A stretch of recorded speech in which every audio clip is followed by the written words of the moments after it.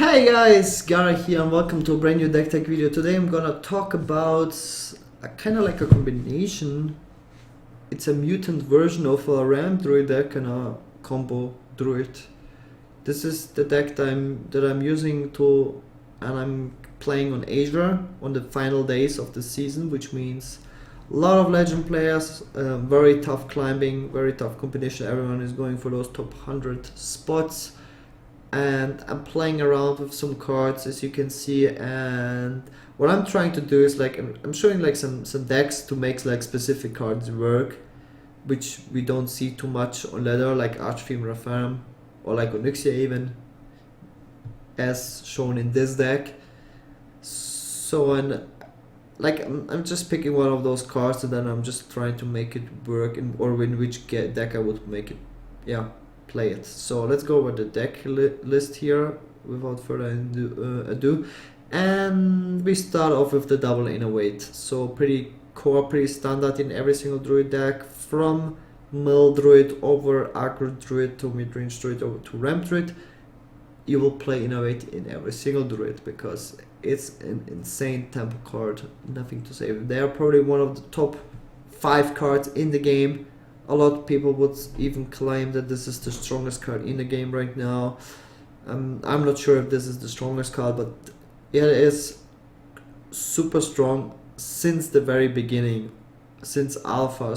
And it's still played in every single druid deck, and it was played in every single druid deck from the beginning.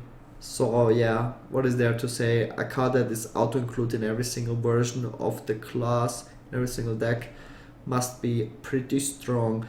Double living roots, yeah, living roots. Like, the more I think about this card, the more I like this card. Like, when you go first in almost every single matchup, this card is insane. You get 2 1/1 tokens that have really good synergy with the Savage Roar, and you can kill a lot of token minions from, I call them Leper Gnome decks. You can trade into Abusive Surgeon, Leper Gnomes and all that stuff.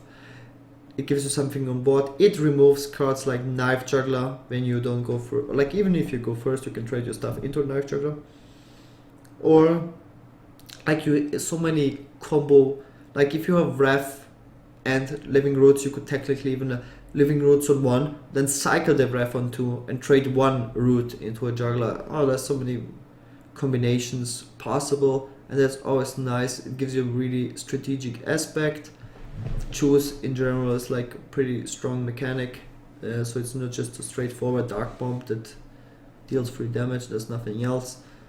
Great setup possibilities with the Savage Roar, as I mentioned. Good anti-aggro card, so you're not forced to run Zombie Chows any longer in Druid, but Zombie Chow would be pretty good against aggro decks, but this card is also pretty good doesn't give the opponent heal. It's an anti-aggro tool and helps you stall the game, win mid-game, late game. It's just great overall. It's great synergy with the Zudrake because it deals 3 damage. Great card, so why not run 2 of them? Double Wild Growth, also pretty standard in almost every druid deck. You don't play it in aggro, do it just helps you ramp, so you can skip all the 2 drops except the Nasus Aspirant because it is also a ramp. It's a 2-drop that ramp, so super strong. Yeah, Druid is pretty known for that. Ref, also a very flexible card. It deals with minions. It helps you cycle, draw more threats if you're running out of cards. Great synergy with the Zudrake. Gives you a cycle, 2 damage. Gives you a 4 damage removal for 2 mana. Great card. The Nasus Aspirant, just 1 because we have the double living roots. We don't want to go too crazy. The problem about the Nasus Aspirant, it is really bad late game, but living roots is still pretty good late game. Like, it's not that great obviously for an early game removal card, but for early game removal card it's pretty great. So the Nasus Aspirant is pretty much a dead draw. Wild Growth is also usually a bad draw turn 4. Turn 5 to 10. Yeah, it's a dead card in your hand, so till you can start cycling it. Savage Roar sick card. It's like a super bloodlust. It also gives your hero +2 attack, which bloodlust doesn't, and it costs 2 less mana. Like, what the hell. Super fast, great synergy with the living roots, great finishing potential. That's like the main win condition from the druid. You get bird control only with the ramp effects, and then you just deal a lot of phase damage because of that early tempo, and then you finish off your opponent with the Savage Roar. Force of Nature combo. Big Game Hunter necessary in Druid because Druid has big problems removing big minions. Also in the mirror matchup, there's no tool available for the Druid, so you kind of have to run the BGH. One shade of Nextramas, it's like flavor. You don't run that double Darnassus Aspirant to get that curve, like Coin Aspirant into Shade. Shade is very slow right now in the meta.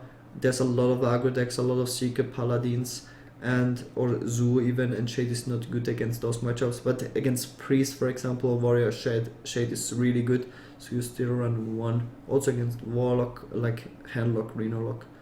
But Handlock is like very rare nowadays. But against Rhinolock, Malililock, the Shade is really good. Swipe, one of the best removals in the game. Great synergy with the Zudrake.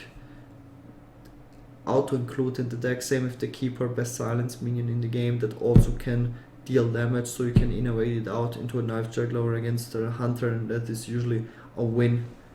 Paleted Shredder, best 4-drop, and you can get it out early, so it's a really sick card in Druid.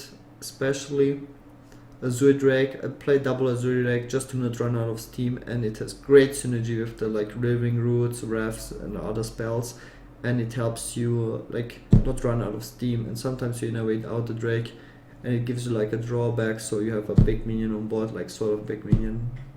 Spell power is probably more important than the body of the minion, and it just helps you contest the opponent's board and helps you like draw more cards. Belcher, I like Belcher, right, especially like in the meta. I like Belcher way more than Druid of the Claw. It's much more sticky. Also the Slime, great synergy with the Savage Roar, just having stuff on the board so you can use Savage Roar as a removal, not always just as a finisher, and it's very often very important. Force of Nature, just one because I have other late game. Force of Nature is like when you run double Force, double Savage Roar, you kind of have those clunky hands sometimes, so you draw the combo. It's like very slow, and Force of Nature as a clear is not that great. It's usually as a finisher, and oftentimes just one Savage Roar is enough, as you will also see in some games that I show you. You just need something on the board usually, and then you play Savage Roar. In this deck, I don't really need the full combo. So, but one time to just have the threat in the deck of the Force of Nature Savage Roar combo is very threatening for an opponent, and he always has to play around it. Emperor, just a sick card overall, especially in Druid. You can get it out early with the ramp effects. One of the most broken cards in the game. Angel of Law, one of the best 7-drops in the game.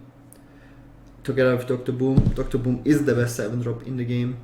So we play those to have those like minions we want to ramp out. How often have you heard about losing to Dr. Boom turn 3? Yeah, Druid can do that. It's pretty insane. So we have the super late game Archfiend Farm Onyxia combo, and the reason why I did that is just go away from the Savage Roar, Force of Nature. I like sometimes in some games against Control, as you can see, I have a lot of anti-aggro of the Living Roots and stuff, Sprand and Refs, so I can outvalue Control Warriors. There's a lot of Warriors coming back on Asia especially, and with Archfiend Ratham, if I can bait, oftentimes I can bait out a Brawl with Living Roots and stuff. So after the Archfiend, and most people just run one Brawl, and then if I get the Archfiend Ratham into the zombies, it's like an auto win. Because the threat of Savage Roar, just Savage Roar, is so insane. And the same with Onyxia. You play Onyxia, you have to remove the board. Even if I don't have Savage Roar in my hand, you have to clear the board or you lose the game. And same with Archfiend Ratham into zombies. And when I play Archfiend Ratham, people don't know which one I choose. Oftentimes I go for the +10/+10. if I buff like a Sludge Belch or Slime with it, it's ridiculous against Zoo or something like that. Yeah, it's pretty crazy. Maybe I can show you some games where that actually happens. So I like playing like cards like this, which I don't see any play, and also play it on rather high legend. Hope you guys like it, and see you guys next time. Peace.